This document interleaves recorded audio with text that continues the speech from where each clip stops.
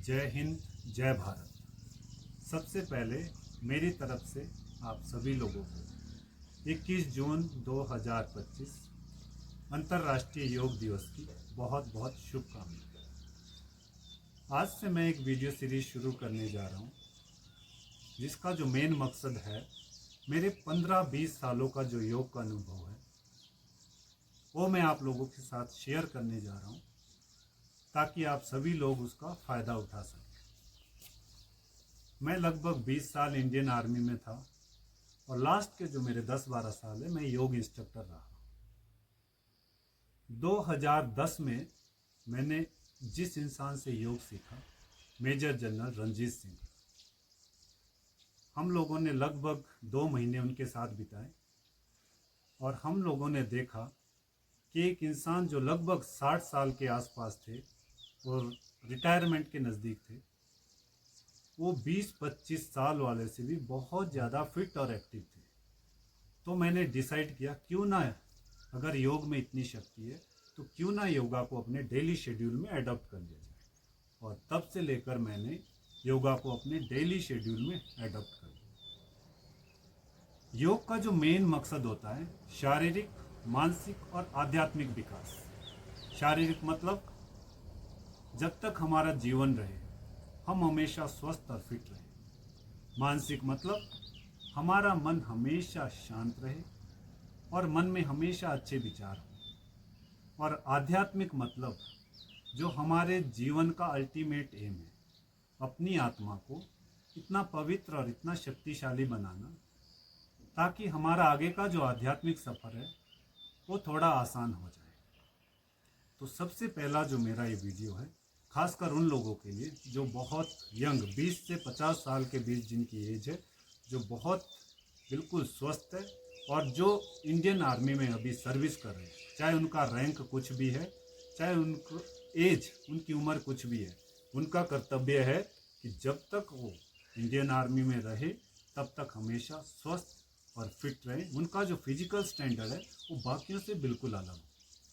तो चलो शुरू करते हैं आज का पहला सेशन।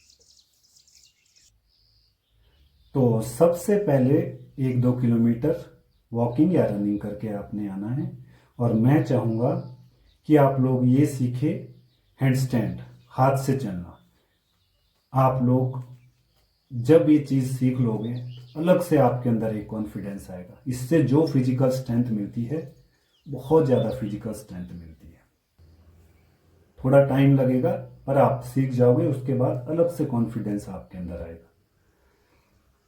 इसके बाद जो नेक्स्ट, हमेशा जब भी हमने योग शुरू करना है तो हम सूर्य प्राणायाम से करेंगे। सूर्य प्राणायाम के 12 पोस्चर है। आराम से आपने कम से कम भी 5 बार या 7 बार, ये हर कोई कर सकता है, चाहे कोई किसी कैसा ही भी शारीरिक रूप से है। सूर्य प्राणायाम में बॉडी पार्ट्स, हर बॉडी पार्ट्स की एक्सरसाइज बहुत अच्छी तरह से हो जाती है। आपने ध्यान रखना है, जब भी आप सूर्य प्राणायाम कर रहे हैं तो हर पोस्चर के क्लाइमेक्स में आपने पहुंचना है। अगर नाक घुटने से टच होना चाहिए, आज भले ही ना हो पर 1-2 महीने के बाद हो जाएगा, इसके तभी फायदे हैं। तो आपने वही कोशिश करनी है, हर आसन की जो है हमने क्लाइमेक्स में पहुंचना है। इसके बाद नेक्स्ट आसन, मयूरासन। मयूरासन, दोनों हाथों को उल्टा आपने मैट पे लगाना है। बहुत ज़्यादा फायदे हैं। आराम से दोनों एल्बो को आपने पेट में लगाना है और बैलेंस बनाना है। आपका कभी भी पेट में ना कभी फैट होगा, आपका पेट हमेशा मजबूत रहेगा। आपकी बॉडी में जो स्ट्रेंथ आएगी, बहुत ज़्यादा स्ट्रेंथ आएगी इस आसन को करने से। इसके बाद जो नेक्स्ट आसन है, थोड़ा सा अपने कलाई की एक्सरसाइज करनी है, ताकि हमारी कलाई को जो है कोई चोट नहीं पहुंचे। आराम से दोनों हाथों को मैट पे लगाओ, बैलेंस बनाओ, धीरे धीरे घुटनों को एल्बो पे रखो।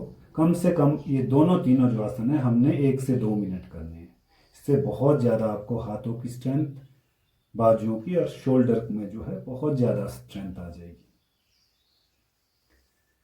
आपने हर आसन ध्यान रखना है, झटके के साथ नहीं करना है, जबरदस्ती नहीं करनी है।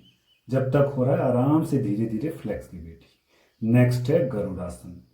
ये देखो गरुड़ासन के इतने फायदे हैं, कभी आपको घुटनों का पेन, कमर का पेन और बॉडी में जो भी अपने आप पेन उठता है वो कभी नहीं होगा।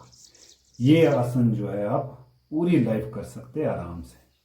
शुरू में थोड़ा बैलेंस बनाना है, चाहे दीवार का सहारा ले लो, पर धीरे धीरे जब सीख जाओगे तो आपने ये बारी बारी से, पहले एक लेग से फिर दूसरी लेग से, आपने इसमें कंसंट्रेशन का ध्यान रखना है, क्योंकि हमारे को इसमें बैलेंस बनाना पड़ता है। 1 से 2 मिनट आराम से ये आसन करें और इसका जो है आप पूरा पूरा फायदा उठाएं।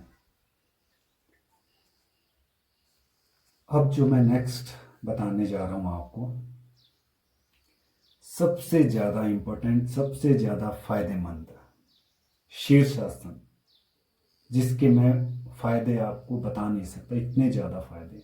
थोड़ी सी आपने गर्दन की एक्सरसाइज करनी है। शीर्षासन से पहले आपने अपने फोरहेड को मैट पे लगाना है, दोनों हाथों को क्रॉस करके सपोर्ट देना है और धीरे धीरे से आपने बैलेंस बनाना है। शुरू में आप दीवार का सहारा ले सकते हैं और बाद में, अब देखो, अगर आप शीर्षासन में पद्मासन लगाते हो तो इसके अलग से ही बहुत ज़्यादा फायदे हैं। इतनी ज़्यादा स्ट्रेंथ आपके बॉडी को मिलेगी, सोने पे सुहागा जिसको हम बोल सकते हैं। धीरे धीरे आपने पद्मासन लगाना, फिर वापस शीर्षासन में जाना है।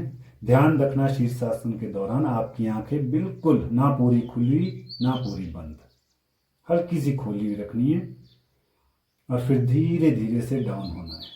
शीर्षासन के सबसे ज़्यादा फायदे, थोड़ा डिफिकल्ट है लेकिन फायदे भी उतने ही ज़्यादा हैं। आपने धीरे से आंखें बिल्कुल बंद, दोनों हाथों हथेलियों को स्पर्श करना आपस में और धीरे से आंखों पे लगाना है। आराम से अपनी आंखें खोलनी है। इस आसन को आपने बिल्कुल आराम से रिलैक्स करना है, जबरदस्ती कभी नहीं करनी है। इसके बाद मैं नेक्स्ट आसन बोलूँ। ऐसे तो बहुत आसन है योग में, लेकिन मैं धीरे धीरे आपको सारे आसन और उनके फायदे बताता रहूँगा। ये है अभी हलासन। हलासन के बहुत ज़्यादा फायदे, आपको बैक पेन कभी नहीं होगी। हलासन से हमने सीधा जाना है, ये है सर्वांगासन।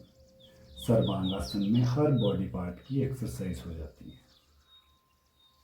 अब जब आप, योग का क्या नियम है, जब भी हम योग कर लेते हैं, जितनी भी हमें थकावट हुई है योग के दौरान, अब हमें रिलैक्स होने के लिए करना है शवासन। दोनों हथेलियां आसमान की तरफ रुख, पांव आधा फीट खुले हुए और बिल्कुल जैसे सचमुच का शव होता है ना, आपने दूसरी दुनिया में पहुंच जाना है, जो हमारी असली दुनिया है, जो हमारा सच्चा घर है। यहाँ तो हम कुछ दिन के लिए, कुछ पलों के लिए, पता नहीं कब जाना पड़े। तो ध्यान रहे। आज के लिए इतना ही। मैं नेक्स्ट वीडियो में बहुत जल्दी मिलूंगा। जय हिंद, जय